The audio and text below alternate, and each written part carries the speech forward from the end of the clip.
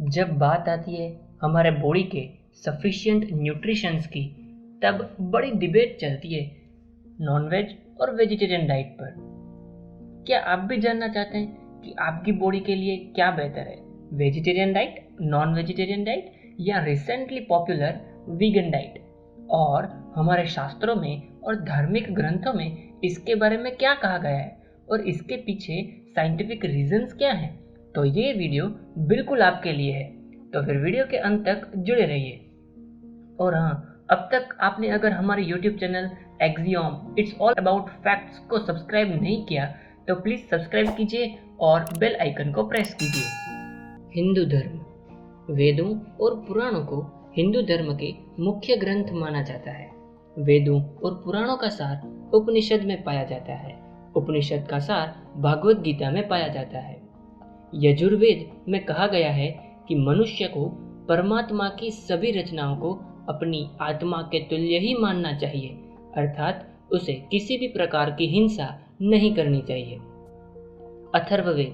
अथर्ववेद में कहा गया है, हे मनुष्य, तू चावल, गेहूं, दाल आदि धान्य को ही खाद्य पदार्थ के रूप में ग्रहण कर, कभी भी हिंसा करके खाना न खा।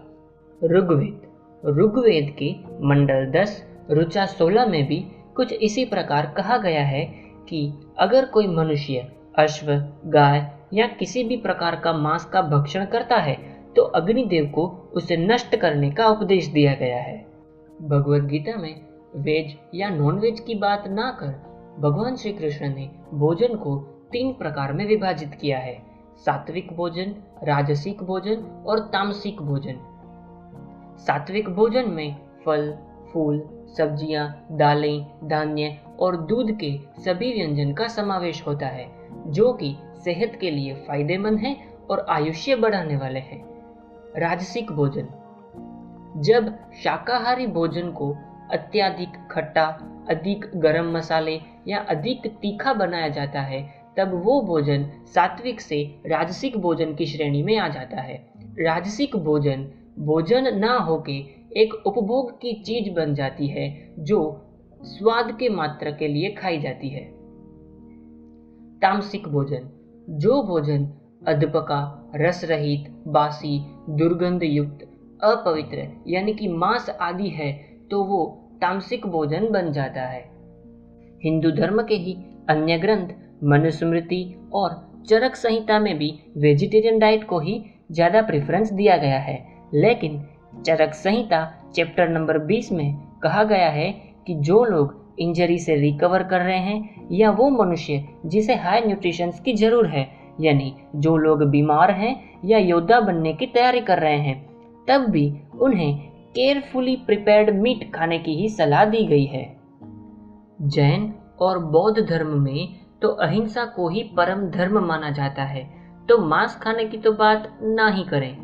अगर बात करें क्रिश्चियन यानी ख्रिस्ती धर्म की, तो सबसे पहले ख्रिस्ती यानी कि ओल्ड क्रिश्चियन पूरी तरह से वेजिटेरियन ही थे, बल्कि रोमन में उनका धर्म भ्रष्ट करने के लिए उन्हें नॉनवेज खिलाया जाता था। अब हम बात करते हैं भारत के महापुरुष स्वामी विवेकानंद जी की, तो उन्होंने अपने शिष्य शरद चंद्र चक्रवर्ती को उपदेश देते हुए कहा था कि भारत देश के लोगों के चेहरों पे मायूसी है, जीवन निरुत्साह है, तो लोगों को जीवन में उत्साह की जरूर है। सबके सिर्फ पेट बड़े बड़े हैं, लेकिन हाथ पांव में तो जान ही नहीं है, तो अधिक मात्रा में मांसाहार करो ताकि तामसिक वृत्ति से उठकर आप राजसिक वृत्ति को प्राप्त हों, और जब पूरी तरह से सात्विक बन जाओगे तब मांसाहार की तृष्णा तुम्हें नहीं सताएगी।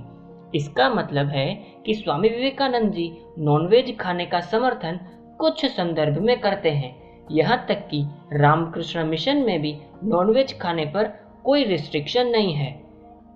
स्वामी विवेकानंद जी खुद भी जब विदेश में रहते थे, तब उन्होंने कुछ संयोगों के कारण वहाँ मांसाहार किया था, परंतु वास्तव में तो वे तामसिक, राजसिक और सात्विक श्रेणी से भी ऊपर त्रिगुणातीत अवस्था में थे। इस अवस्था में शरीर अग्नि की माफक तेज हो जाता है और जो भी भोजन के रूप में लिया जाता है उसे पचा लिया जाता है। अब हम बात करते हैं साइंटिफिक रीजंस और फैक्ट्स की।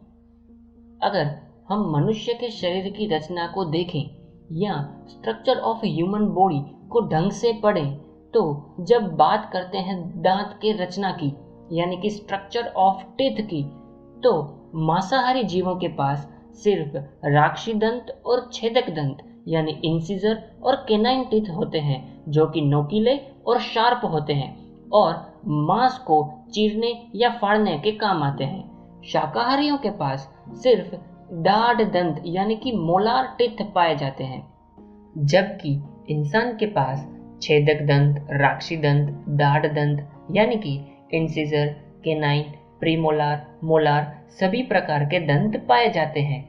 क्योंकि मांस जल्दी ही सड़ने लगता है, इसी वजह से मांसाहारी प्राणियों की आंत यानी कि इंटेस्टाइन की लंबाई छोटी होती है, जबकि शाकाहारी प्राणियों की आंत यानी कि इंटेस्टाइन लंबी होती है, ताकि खाया हुआ खाना लंबे समय तक शरीर में रहे और पूरी तरह से उसका पाचन हो सके। और शाकाहारियों के माफक ही इंसान की आंत यानी कि इंटेस्टाइन की लंबाई भी लंबी होती है। इस तरह से मनुष्य की देह रचना शाकाहारी प्राणियों से ज्यादा समान है, तो मनुष्य मांसाहार ना करे तो ही बेहतर रहेगा। लेकिन साइंटिफिक रिसर्च के अनुसार ह्यूमन बॉडी के लिए प्रोटीन एक आवश्यक तत्व है और इस प्रोटीन में 20 प्रकार के अमाइनो एसिड्स पाए जाते हैं। इन 20 अमाइनो एसिड्स में से 8 अमाइनो एसिड्स ह्यूमन बॉडी में नहीं बनते हैं, इसीलिए हमें इस 8 अमाइनो एसिड्स को भोजन के रूप में बाहर से खाना पड़ता है।